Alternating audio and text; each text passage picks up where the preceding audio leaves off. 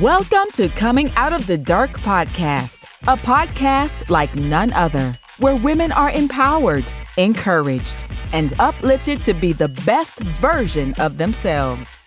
Get ready to come from darkness into light with a passion to fulfill purpose. Here is your host, Miss Lady O. Coming Out of the Dark. Well, thank you so much for having me. It's so nice to meet you. It's so nice to meet you as well. Well, I want you to get a little comfortable. I want you to share with everyone a little bit about who you are, the woman, the mother, the CEO, and the person that is healing through grief. Well, okay, that's a big loaded question. I know. Where does one begin? Yes, I am all of those things. Yeah.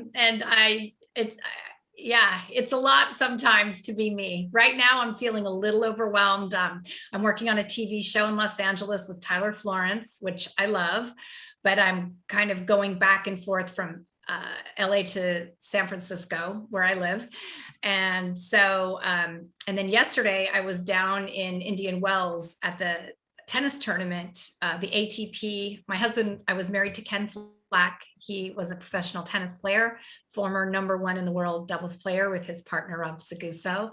Mm-hmm. And as you mentioned, yes, my husband passed away in 2018 from sepsis. And so the ATP was very generous, and they offered to do a golf tournament for the players and alumni, the old players that are retired, and it's called the Ken Flach Golf Tournament. So I went down to give out the trophies and give a little speech, and it was great to be down there. The weather was gorgeous and the people were so nice, but it was kind of emotional. I have to say, I broke down crying when I gave my speech, and it was hard to, stand in a room full of people and expose yourself. I don't like people seeing me break down crying. I can understand. It's uncomfortable, but it's what I was feeling. So anyway. I understand. I can relate to that. The emotions just come up at any given moment. Because that's the one thing about grief is it's a journey, right? You never arrive at this point. It's a journey that you deal with every single day, and you just never know on what level that it's going to hit you. So I can imagine Sure. what you experience. Yes, it's interesting. I often say that grief isn't something you don't get over it. You just learn to manage it. Yeah. And there's always going to be days that are a little more intense than others. Yesterday was my intense day, but also it was the 4-year anniversary of my husband passing on the 12th. And so, I was a little raw from that. And then going down there and being back in the tennis community with in his old world, it just felt a little intense, but today's a new day, and I'm very grateful that I'm able to chat with you and to talk about grieving in a positive way. I know it's hard, and especially at the beginning, it can be very intense. I lost my mother when I was 20. My son, Bo, passed away on Christmas Day when he was 4.5 months old. And my business partner, Stephen, passed away. And then my husband passed away. So it's a lot. So I just knew that when Ken passed, that I knew that I couldn't go down that dark path that I had been down when my son had died. I'm very disciplined normally, but I realized I needed to be extra. And I would work out a couple times a day, at least nothing hard, but go on a walk, maybe go to yoga, go to Pilates, something, ride my horse, and try not to get too tired, not too hungry, kind of meditate, be grateful, pray. All those little things helped to kind of get me stable and not feel so like that the world felt like it was crashing in. I'm sure you felt like that after your sister passed. Like, it's just so intense. Yeah. It's so intense because you feel as if everything has crumbled and you're trying to rebuild your life. You're trying to rebuild this space of smiling again, feeling a sense of normalcy, and how do you move forward? And I love that you just mentioned all of those things that you put into place, eating healthy, working out, those things, and creating some type of structure for yourself so that you Yeah, have something to lean on. So would that be something that you would recommend to others to have absolutely. us have structure? You need to just kind of set up a schedule, even like the night before, or maybe for the week, set up just kind of a basic schedule, because it kind of helps to feel like, okay, I have these things I need to do. And then also, I remember it was like I had post-traumatic shock. I couldn't remember things. I was forgetting everything. I literally thought I was getting Alzheimer's or dementia because I kept forgetting everything. It was so crazy. And so it does help to have some structure. It also does help for me. It helped that I did have the Sepsis Alliance, that they asked me to raise awareness for sepsis. And so that kind of gave me something positive to do in my spare time of helping others. I also started a educational fund at the Northern Light School in Oakland, California. It's a private school predominantly for minority kids that are there all on scholarship. And so I had one set up for my son, Bo. I set one up for Ken, and all my kids have helped at some point at the school to Hmm. raise money. And my littlest one, Bo's twin, but Ben, for the last 5 years has been playing golf.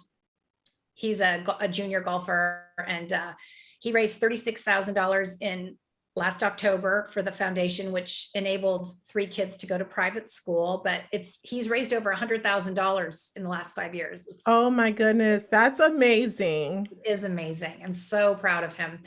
And I think it's also good for my kids to see that helping others is so important. And I think because they've done it from such a young age, it's kind of just in our, like, what we do. And I had said to them, you can't have a Ken Flach in your life and just think you're going to get special treatment and free tickets. You have to use that to better the world and help other people. So Yeah. I'm very proud of my kids. Why don't you share with us exactly what are you doing with the foundation? What exactly is sepsis? Explain to the audience exactly what that is, and what should we be looking out for signs if someone has that disease? So if your listeners want to go to sepsis.org and scroll down, there's a little diagram that says time. And what time means, T is for temperature. You can be either incredibly hot or incredibly cold. I is for infection in some place in your body, whether it be a cut or an infected tooth, or in my husband's case, he had bronchitis that turned into pneumonia, and his doctors didn't see him, so it escalated. M is for mental decline. They're a little bit, it's hard to rouse them. They're just a little bit confused. And E is for excruciating pain. You are in so much pain, you feel like you're dying because you are.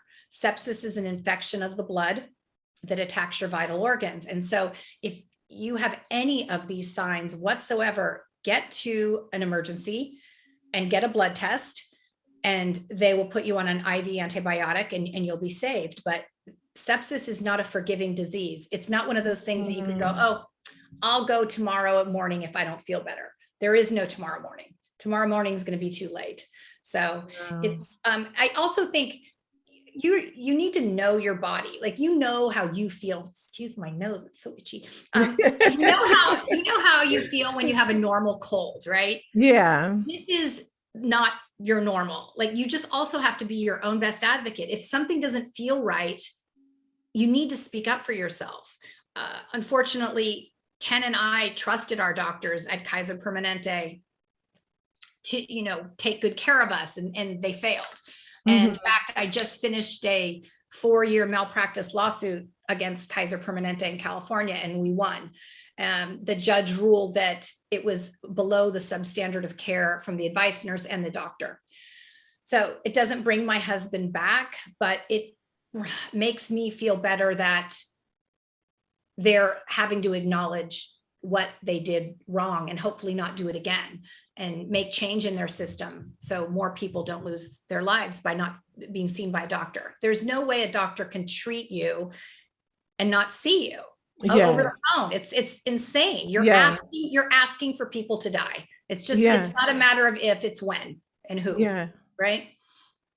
I love that you just apply so much passion to what you're doing. You took something that was so devastating and that overtook, your husband's life, and now you're just practicing daily to bring awareness to other people. I think that is so wonderful. This is what this platform is all about, is just really just bringing awareness so that we can pay attention to what is hurting us, where we need to pay attention, what we need to do. And I just love that you're so active with sepsis. Oh, It's, thank you. yeah, I didn't, it's so funny that I was not fully aware of what this disease was before coming in contact with you.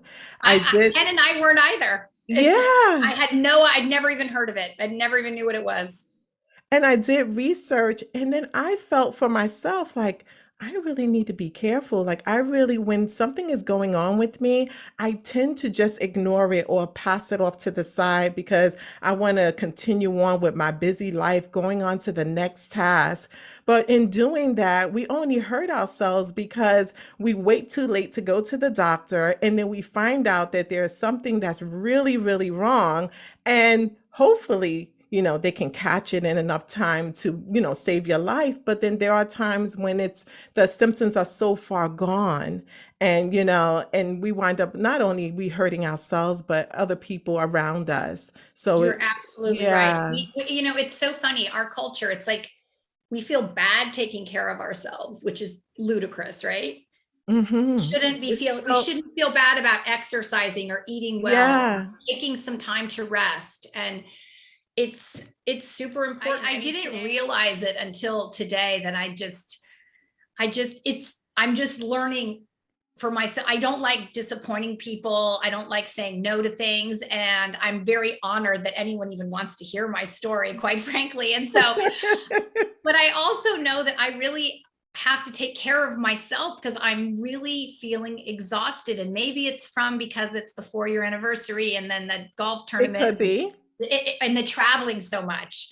I'm just feeling really tired. And so I need to slow it down a tiny bit. So, Christina, what are you going to do for you to slow it down besides taking Not no talk. more interviews? Thank you for listening to this week's episode. Please subscribe to this podcast and like, share, and follow on Facebook and Instagram. Until next time, be well, be safe, and be kind to yourself.